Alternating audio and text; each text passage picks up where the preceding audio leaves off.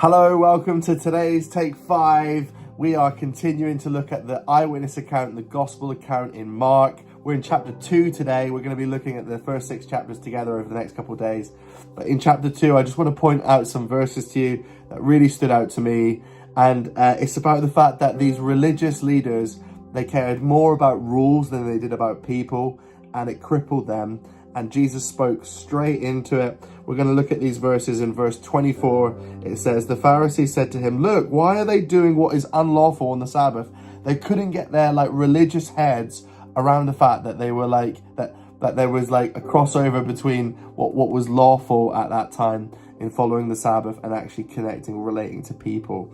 But then Jesus beautifully in verse 27 says, then he said to them, the Sabbath was made for people, not people for the Sabbath. So the Son of Man is Lord even of the Sabbath. And I love it that he's calling out their religious practices. He's saying, what you're doing in what you're trying to achieve, you've forgotten what it's about. It's about people. The Sabbath is for people. It was made for people, not people for the Sabbath. You've got it confused. You've got this thing the wrong way around. And sometimes I find it hard in following God's rules. I find it hard just following his rules, but sometimes I can kind of make his rules almost above my ability to actually connect with people, and I can be judgmental. I can be condemning towards broken people really quickly, and I'll have to check myself and go, hold up, God's love extends. And I need to kind of sometimes just check myself when it comes to preaching and understanding grace and mercy. And I think maybe today it would be good just to think about what is it? What are some of God's rules, God's laws that we struggle with? Just to consider those things and just surrender them to God and say, God, I struggle with this. I find myself judgmental. I find myself struggling to kind of navigate this this teaching or this Bible verse or whatever it is, and don't shy away from it. Don't kind of make it disconnected from God, if that makes sense. God wants to hear every heartache. He wants to hear every area of our life. And so that maybe that thing that you've been struggling with, that kind of understanding of God or whatever it is. And it's always good to get kind of into conversation with other people, just to say, look, I really struggle with this.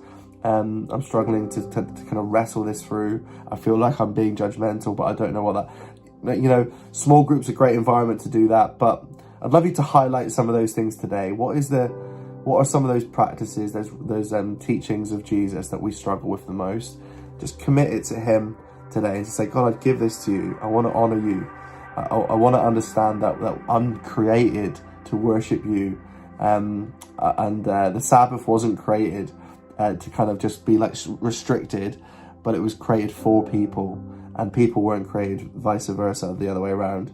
I hope that makes sense. I hope that you're able just to get closer to God in your time today, and understand that theology is not created to get in the way, to separate you out from God. It's to get you closer to him, to understand him, to know him, to love him, to know his extravagant love towards you.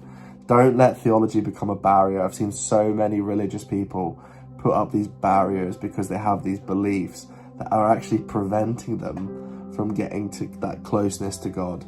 They're kind of holding tightly to these rituals that's not God's heart for us. God wants us to hold fast to truth, absolutely.